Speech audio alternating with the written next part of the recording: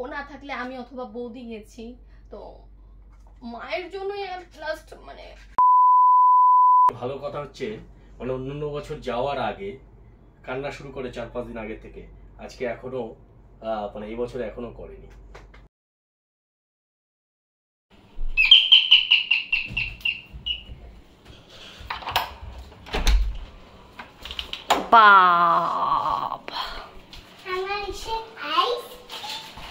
যাওয়ার আগে ব্যাগ ভর্তি করে বাজার করে দিয়ে যাচ্ছে, যাতে 6 মাসে আমাকে আর বাজার করতে না হয়, তাই তো?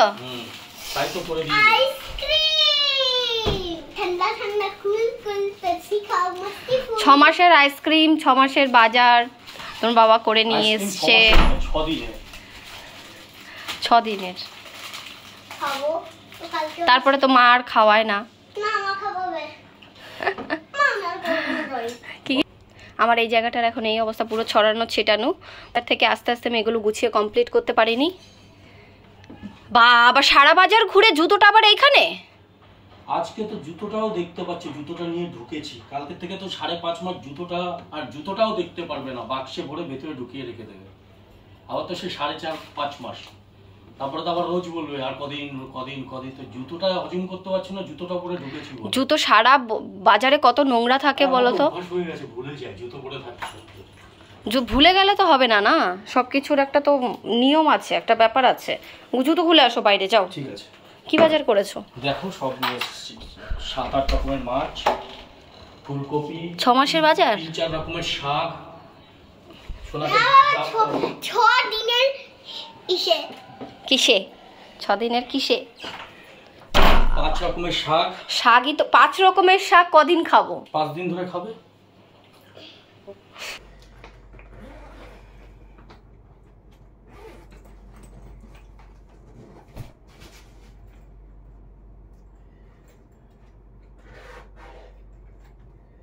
অল অফ এ সাডেন তোমরা বুঝতেই পারছো, লাগেজ গোছাচ্ছি, মানে চলে যেতে হচ্ছে। 3.5 মাসের ভেকেশন ছিল, জুলাই 2 আমার জয়েনিং ছিল কানাডা থেকে।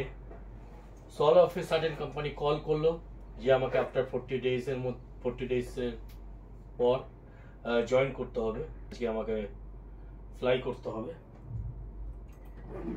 যাই হোক, যখন কল আসে আমাকে, যখন বলা হয় যে 4 তারিখে জয়েন করতে হবে, তো আমি 10 মিনিট সময় নিয়েছিলাম।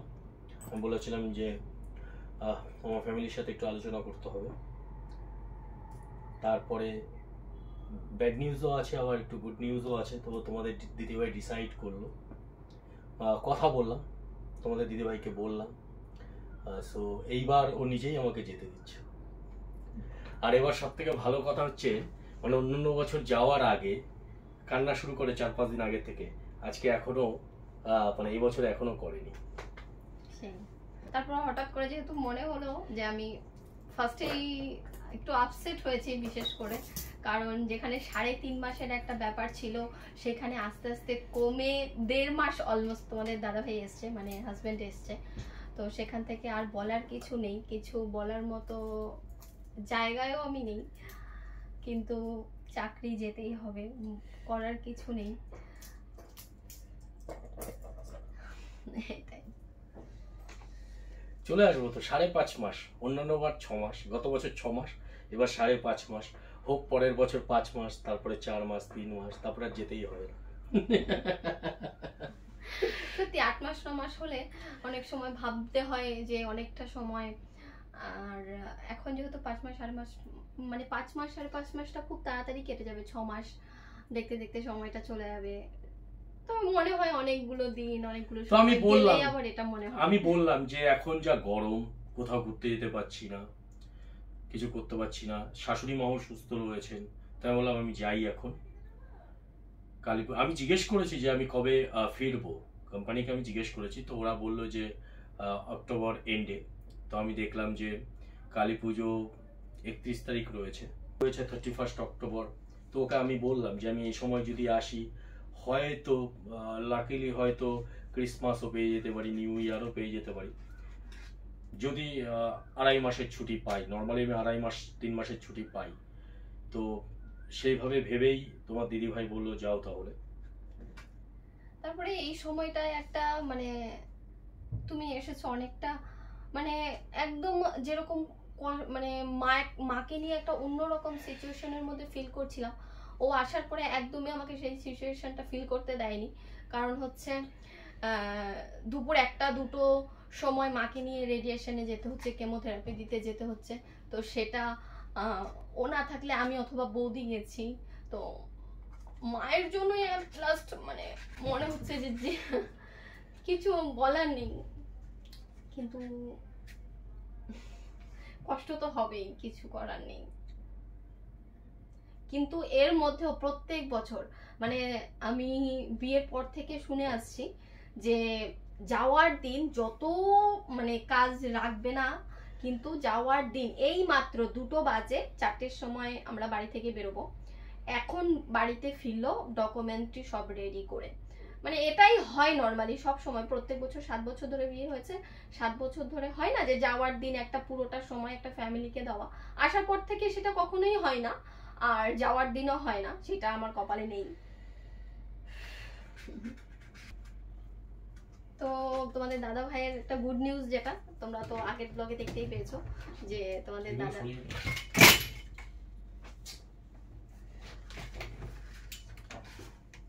আগের ব্লগে দেখতেই পেয়েছো যে তোমাদের দাদা ভাইয়ের প্রমোশন হয়েছে।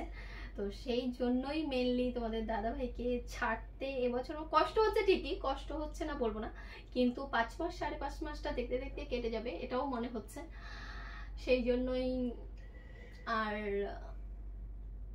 আটকানোর চেষ্টা। প্রমোশনের জন্যই আমাকে আর্লি জয়েন করতে হচ্ছে।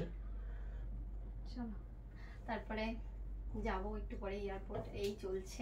আরশি রয়েছে ওই বাড়িতে, আমরা আজকে খাওয়া দাওয়া করবো, মানে আমাদের পুরনো বাড়িতে মামনি রান্না করবে। অ্যাকচুয়ালি এই চলছে আর কি। চলো